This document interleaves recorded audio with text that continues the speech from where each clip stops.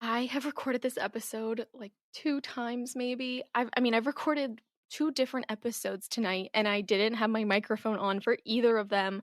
I've just hit enter and just assumed that the microphone was working, and turns out there's literally a bar that turns on when I have the microphone on. Heads up, check yourself when you're ever doing anything like this. I am not that good at technology, it's not my thing. I wish I was better at it, but I'm just not. So, note to self, double check yourself before you go to actually record anything of importance. This episode is Large Bowel Disorders Part 2, mostly to focus on inflammatory bowel disease, and then at the very end, we'll touch on anal disorders.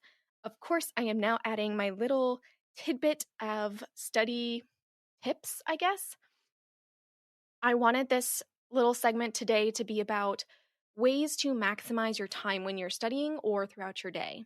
I am a huge multitasker, but I also like to be very efficient. So if I can't do a task multitasking wise, that's also effective and actually going to help me learn things, then I don't do them as a multitasking situation. Things like, for example, when I would drive to clinical rotations, I often had an over an hour commute, which one, crazy. Welcome to PA school. Two, I could use that time to listen to music, or I could have used that time to help me study. I chose to use that time in the mornings to study and listen to podcasts, and I would have them playing on Spotify just in my car on the Bluetooth connection. And then in the evenings when I was making those commutes, I chose to listen to music or listen to a fun podcast or an audiobook or something that would allow me to decompress after being at work and working so hard the entire day. It would be a really good reprieve for me. I also, whenever I would do studying, would use different audio in the background when I was studying, whether that was listening to somebody do something like this, like an audio podcast, or if I was just listening to low frequency music so that way I could focus better. I would multitask by having dishes running, laundry washing, or I would listen to podcasts while I was cleaning. And then I would make sure to have time broken up so that way I was still doing things that were completely meant to decompress me. So if I studied for 30 minutes at a time, took a 10 to 15-minute break, I didn't do anything in that 10 to 15-minute break that had anything to do with studying or school, just focusing on decompressing. So use your time wisely when you're studying and find a routine or a method that works for you.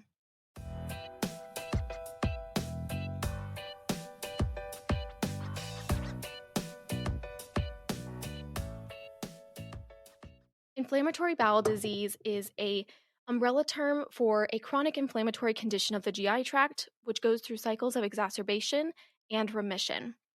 This is the umbrella term for ulcerative colitis and Crohn's disease, and generally has very similar extra-intestinal manifestations and risk factors.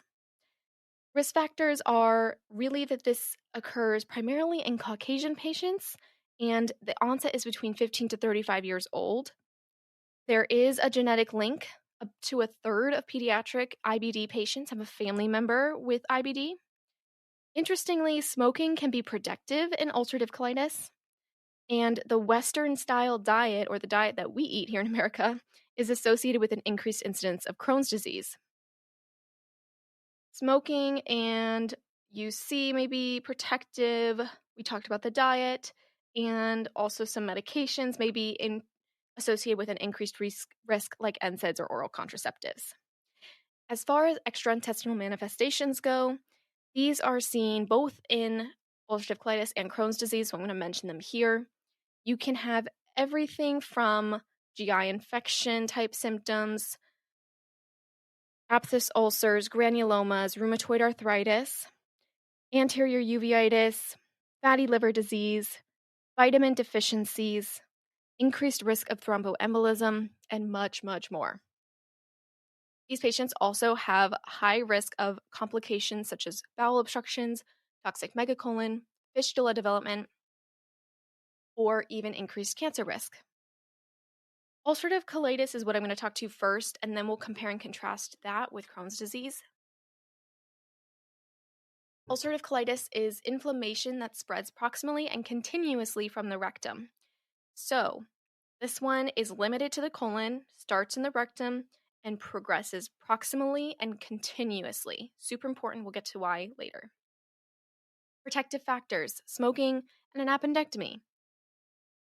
You shouldn't smoke, but just so you know, technically, if you smoke, there is a slightly protective effect towards ulcerative colitis. The rectum is always involved in ulcerative colitis, and it involves the mucosa and submucosa only. The most common GI manifestation is going to be bloody diarrhea, also left lower quadrant tenderness, tenesmus, urgency. On colonoscopy, that is going to be your hallmark diagnosis. And then you are also going to get some lab work, such as CBC, iron panel, CMP, ESR, CRP, fecal calprotectin. The thing that I want you to know is that this UC has elevated P ANCA. So that is the one that you need to memorize for this. Elevated P ANCA. Imaging is colonoscopy, lab work, P ANCA. You don't want to be doing an colonoscopy in the setting of a acute exacerbation. So remember that in case somebody presents a vignette to you with that. Now, for ulcerative colitis treatment, we're going to have things such as topical 5-ASAs, topical steroids. You can also do combination therapy to involve steroids, antibiotics, and immunomodulating drugs. For ulcerative colitis, surgery can be curative, which is not the case for Crohn's disease, but we don't offer this initially. We do try to do medical management first. Moving right along into Crohn's disease, this is, again, the second type of inflammatory bowel disease. The difference is that this is transmural. It affects any segment in the GI tract, and it is skipping the rectum. Inflammation is transmural. Any area of the GI tract, skip lesions, as in skipping the rectum. So that is how I already differentiate these two right off the bat. Moving on, the symptoms are most often actually going to present more like right lower quadrant pain, crampy abdominal pain that's generalized fever, and really just malnutrition and things like that. Diagnosis is going to be very similar to UC. You're going to do